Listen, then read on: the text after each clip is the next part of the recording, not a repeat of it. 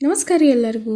ಭಾಳ ಅಂದ್ರೆ ಭಾಳ ಟೇಸ್ಟಿಯಾಗಿರೋವಂಥ ಹಂಗೆ ಸಿಂಪಲ್ಲಾಗಿ ಮಾಡುವಂಥ ಬರೀ 10 ನಿಮಿಷದೊಳಗೆ ರೆಡಿ ಆಗೋವಂಥ ಈ ದಹಿ ಮಿರ್ಚಿ ಇತ್ತಂದ್ರೆ ಸಾಕ್ರಿ.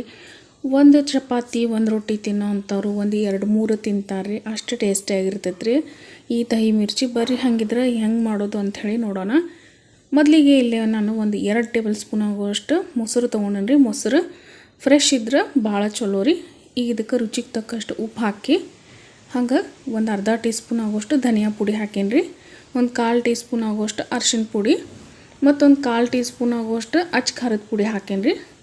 ಈಗ ಇದನ್ನು ಚಲೋ ತಂಗ ಒಂದು ಸಲ ಮಿಕ್ಸ್ ಮಾಡ್ಬೇಕ್ರಿ. ಭಾಳ ಅಂದ್ರೆ ಭಾಳ ಕ್ವಿಕ್ಕಾಗಿ ರೆಡಿ ಆಗ್ತೈತೆ ರೀ. ಈಗ ನೋಡಿರಿ ಇದನ್ನೆಲ್ಲನೂ ಮಿಕ್ಸ್ ಮಾಡಿ ಸೈಡ್ ತೆಗೆದಿಡತ್ತೇನೆ ರೀ. ಈಗ ಇದಕ್ಕೆ ಒಂದು ಒಗ್ಗರಣೆ ಮಾಡ್ಕೊಳ್ಳೋಣ್ರಿ. ಒಂದು ಕಡಾಯಿ ಒಳಗೆ ಒಂದು 2 ಟೇಬಲ್ ಸ್ಪೂನ್ ಆಗುವಷ್ಟು ಎಣ್ಣೆ ಹಾಕ್ಕೊಳತ್ತೇನೆ ರೀ. ಎಣ್ಣೆ ಸ್ವಲ್ಪ ಚಲೋ ತಂಕ ಆದಮೇಲೆ ಇದಕ್ಕೆ ಒಂದು 1/4 ಟೀ ಸ್ಪೂನ್ ಆಗುವಷ್ಟು ಸಾಸಿವೆ ಹಾಕ್ಕೊಳ್ಬೇಕ್ರಿ. ಸಾಸಿವೆ ಎಲ್ಲ ಪೂರ್ತಿ ಚಟ್ಪಟ ಸಿಡಿಬೇಕ್ರಿ. ನೀವು ಅಂತಿರ್ಬೇಕ್ರಿ ಇದು ದಹಿ ಮಿರ್ಚಿ ಮಾಡತ್ತೀರಿ ಮತ್ತೆ ಯಾಕೆ ಎಕ್ಸ್ಟ್ರಾ ಖಾರದ ಪುಡಿ ಹಾಕತ್ತೀರಿ ಅಂಥೇಳಿ. ಮೆಣಸಿಕಾಯಿ ನಾನಿಲ್ಲಿ ಯೂಸ್ ಮಾಡತ್ತಿದ್ದು ಪೂರ್ತಿ ಸಪ್ಪಗದಾವ್ರಿ, ಸ್ವಲ್ಪನೂ ಖಾರ ಇಲ್ಲ ಇದು. ಈಗ ನೋಡಿರಿ ಒಂದು 1/4 ಟೀ ಸ್ಪೂನ್ ಆಗುವಷ್ಟು ಸಾಸಿವೆ ಹಾಕಿ ಸಾಸಿವೆ ಎಲ್ಲ ಚಟ್ಪಟ ಅಂದಮೇಲೆ ಇದಕ್ಕೆ ಒಂದು ಅರ್ಧ ಟೀ ಸ್ಪೂನ್ ಆಗುವಷ್ಟು ಜೀರಿಗೆ ಹಾಕ್ಕೊಳತ್ತೇನೆ ರೀ. ಜೀರಿಗೆನೂ ಎಲ್ಲ ಚಟ್ಪಟ ಅಂದಮೇಲೆ ಇದಕ್ಕೆ 1 ಟೀ ಸ್ಪೂನ್ ಆಗುವಷ್ಟು ಬಡೆ ಸೊಪ್ಪನ್ನ ಕುಟ್ಟಿ ತೊಗೊಂಡ್ರಿ, ಅದನ್ನು ಹಾಕ್ಕೊಂಡನಿ. ಹಂಗನ ಇದಕ್ಕೆ ಒಂದು 2 ಚಿಟಿಕೆ ಆಗುವಷ್ಟು ಹಿಂಗೆ ಮತ್ತು ಒಂದು 7ರಿಂದ 8 ಬೆಳ್ಳುಳ್ಳಿ ಹೆಸಳು ಹಾಕ್ಕೊಂಡನ್ರಿ. ಗ್ಯಾಸ್ನ ಲೋ ಫ್ಲೇಮ್ ಒಳಗೆ ಇಟ್ಕೊಡ್ರಿ, ಯಾಕಂದ್ರೆ ಸ್ವಲ್ಪ ಸೀದೋಗೋ ಚಾನ್ಸ್ ಇರ್ತೈತಿ. ಈಗ ಇದೆಲ್ಲನೂ ಫ್ರೈ ಆದಮೇಲೆ ಒಂದು ಸಲ ನಾನಿಲ್ಲಿ ಒಂದು 15ರಿಂದ 20 ಮೆಣಸಿಕಾಯಿನ ತೊಗೊಂಡನ್ರಿ. ಸ್ವಚ್ಛ ಹಂಗೆ ತೊಳೆದ್ಬಿಟ್ಟು ಒಂದು ಕಾಟನ್ ಬಟ್ಟೆಲ್ಲ ಒರೆಸಿಬಿಟ್ಟು ಈ ರೀತಿ ಸಣ್ಣದಾಗಿ ಕಟ್ ಮಾಡಿ ತೊಗೊಂಡನಿ. ನೀವು ಬೇಕಿದ್ದ ಒಂದು ಸಲ ಮಿಕ್ಸಿಗೆ ಹಾಕ್ಕೊಳ್ಬೋದು. ಮಿಕ್ಸಿಗೆ ಪೂರಾ ಪೇಸ್ಟ್ ಮಾಡಬೇಡ್ರಿ, ತರಿಯಾಗಿ ರುಬ್ಬಿ ಹಾಕಿದ್ರೂ ಬರ್ತೈತೆ ರೀ. ಇಲ್ಲ ಇದೇ ರೀತಿ ಕಟ್ ಮಾಡಿ ಹಾಕ್ತಾನೆ ಅಂದ್ರೂ ಹಾಕ್ಬೋದು ರೀ. ಈಗ ಇದನ್ನು ಚಲೋ ತಂಗ ಒಂದು 5 ನಿಮಿಷ ಫ್ರೈ ಮಾಡ್ಕೊಳ್ಬೇಕ್ರಿ. ಮೆಣಸಿಕಾಯಿ ಎಲ್ಲ ಚಲೋ ತಂಗ ಹುರಿಬೇಕು. ಖಾರ ಕಡಿಮೆ ಇರುವಂಥ ಮೆಣಸಿಕಾಯಿ ತೊಗೊಂಡು ಮಾಡಿದ್ರೆ ಭಾಳ ಅಂದ್ರೆ ಭಾಳ ಚಲೋ ರೀ, ಭಾಳ ಟೇಸ್ಟ್ ಬರ್ತೈತಿ. ಈಗ ನಾನು ತೊಗೊಂಡಿರೋಂಥ ಮೆಣಸಿಕಾಯಿ ಪೂರ್ತಿ ಸಪ್ಪು ಐತ್ರಿ. ಈಗ ನೋಡಿರಿ ಇದು ಪೂರ್ತಿ ಎಲ್ಲನೂ ಮೆಣಸಿಕಾಯಿ ಚಲೋ ತಂಗ ಫ್ರೈ ಆಗ್ಯಾವ್ರಿ.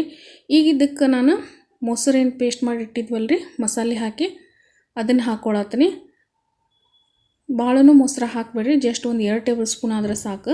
ಈಗ ನೋಡಿರಿ ಮೊದಲಿಗೆ ಒಂದು 5 ನಿಮಿಷ ಲೋ ಫ್ಲೇಮ್ ಒಳಗೆ ಫ್ರೈ ಮಾಡ್ಕೊಂಡಿದ್ವಿ ಮೆಣಸಿಕಾಯಿ. ಈಗ ಏನೈತಲ್ರಿ ಮೊಸರೊಳಗೆ ಹಾಕಿದ್ಮೇಲೆ ಜಸ್ಟ್ ಒಂದು 2 ನಿಮಿಷ ಫ್ರೈ ಮಾಡಿದ್ರೆ ಮಸ್ತಾಗಿ ರೆಡಿ ಆಗ್ತೈತೆ ರೀ ದಹಿ ಮಿರ್ಚಿ.